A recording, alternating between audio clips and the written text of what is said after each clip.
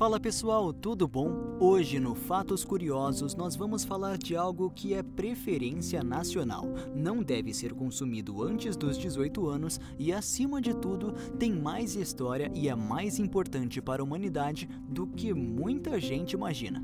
Sim, estamos falando da cerveja. Vamos falar da história da cerveja, desde a história antiga até o momento em que ela se transformou na bebida preferida dos monges. Vamos falar das primeiras leis da pureza da cerveja, spoiler, não foram as leis alemãs, e outras curiosidades mais. Agora, você já sabe o que tem que fazer, não é? Assine o canal se você ainda não assinou, dê aquele like no vídeo e compartilhe com os amigos. Acione o sininho para saber mais, porque nós estamos muito felizes com o crescimento do canal até o momento, mas queremos muito mais. Vamos ao conteúdo.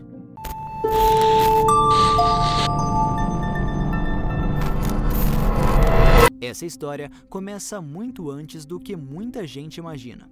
Foi na antiga Mesopotâmia onde a cerveja foi produzida pela primeira vez, por puro acidente. Como você deve saber, a cerveja é produzida por um processo de fermentação, o que significa que, basicamente, a cerveja é criada a partir de um processo parecido com o que acontece com alimentos quando eles estragam.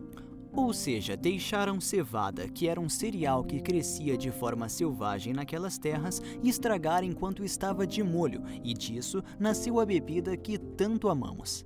Mais adiante na história, já na Suméria, quase metade dos cereais produzidos naquela civilização eram voltados para a cerveja, ou seja, pouco mais da metade dos grãos produzidos naquela civilização eram utilizados para alimentação e o resto era para bebida, mas foram os mesopotâmicos os primeiros a criarem regras de pureza da cerveja, além do procedimento de como vendê-la e como servi-la, pelo menos nos registros históricos.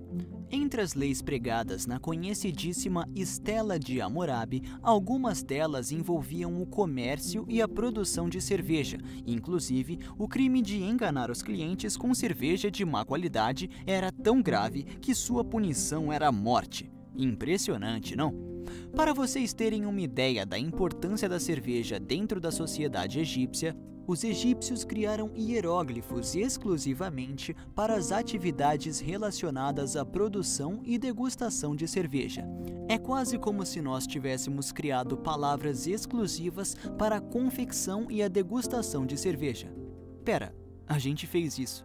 Outro detalhe, eles deixavam os cereais para a produção de cerveja juntamente com os faraós mortos, para que eles pudessem fazer cerveja no além-vida. Essas cervejas ainda eram tidas como extremamente saborosas e energéticas, tidas como um alimento.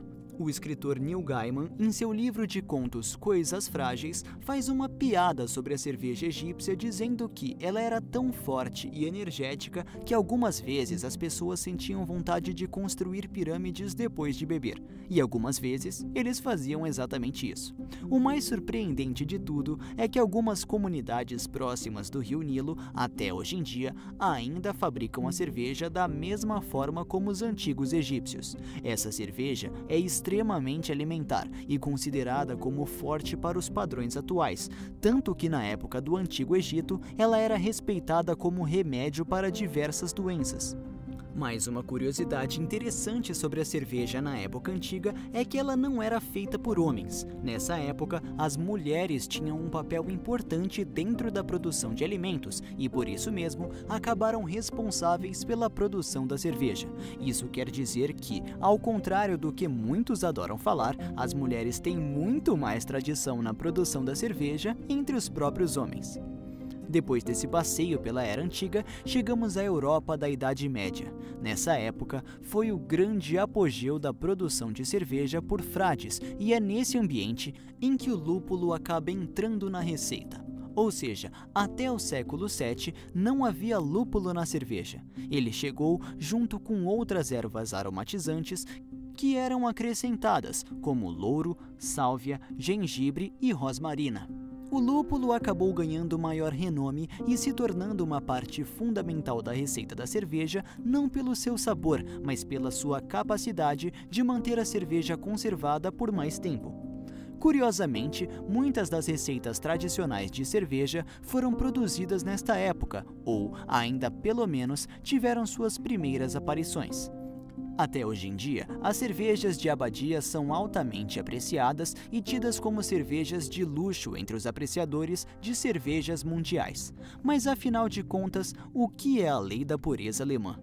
A Lei de Pureza da Cerveja Alemã foi criada em 1516 e foi promulgada pelo Duque Henrique IV da Baviera e define o que pode ir em uma cerveja alemã pura. As cervejas alemãs só podem conter água, malte de cevada e lúpulo.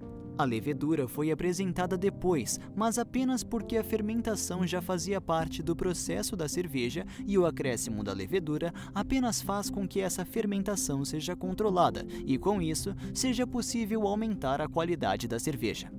A parte mais interessante disso tudo é que muitas pessoas que fabricam cervejas até hoje em dia ainda se apegam e aderem a essas regras, mesmo que hoje em dia já existam centenas de milhares de receitas de cerveja que não seguem esses preceitos a ferro e fogo. Depois disso, o próximo grande passo para a divulgação e popularização da cerveja ao redor do mundo é o processo de pasteurização. Na verdade, é injusto dizer isso. A pasteurização não afetou apenas a cerveja. A pasteurização foi uma verdadeira revolução das indústrias alimentícias de responsabilidade total de Louis Pasteur, o responsável pela criação do processo. Por incrível que pareça, esse processo foi desenvolvido não para a cerveja, mas para o vinho, só que como é tão eficiente, ele é utilizado em praticamente todo e qualquer tipo de alimento líquido vendido hoje em dia, como leite, cerveja e, é claro, o vinho. Mas afinal de contas, qual é a cerveja mais consumida hoje em dia? Se você tem alguma dúvida, a receita de cerveja mais consumida no mundo hoje em dia, uma das mais famosas, mais adaptadas e mais apreciadas, é a cerveja Pilsen. Sim, a mesma receita que é utilizada para as cervejas mais populares do Brasil é a receita mais popular do mundo. Com suas adaptações, a cerveja Pilsen nasceu na cidade de Pilsen, com o nome original de Pinscher. Essa cerveja de baixa fermentação e sabor refrescante se tornou extremamente popular por ser muito fácil de ser produzida em larga escala. Mas a cerveja no Brasil, quando chegou? Oficialmente, a primeira cervejaria veio para o Brasil com Maurício de Nassau, que trouxe um cervejeiro em sua comitiva, mas além desta cervejaria, o Brasil só foi realmente ter seu parque cervejeiro expandido quando o Império Português veio para cá. Caso você tenha se esquecido, a família imperial portuguesa veio ao Brasil fugindo das guerras napoleônicas, e aí, durante um bom tempo, o Brasil foi a sede administrativa do Império Português. Dizem, inclusive, que como Dom João VI amava a cerveja, ele teria insistido para que a bebida começasse a ser produzida aqui. Disso para hoje em dia, foi praticamente um pulo. Existe uma questão muito interessante a ser comentada sobre a cerveja brasileira e outras cervejas de países latinos e quentes, que muitas pessoas consideram essas cervejas inferiores por serem feitas de milho, arroz e outros cereais que não a cevada. Nesse sentido, é importante considerar que, apesar do que diz a lei alemã de pureza, as cervejas brasileiras não devem em nada para as cervejas europeias. Elas são feitas dessa forma porque precisam ser mais leves e mais refrescantes para o nosso clima mais calorento. Mais importante do que discutir qual cerveja é melhor é aproveitar essa maravilha qual nos foi oferecida por um acidente doméstico na Mesopotâmia há milhares de anos atrás.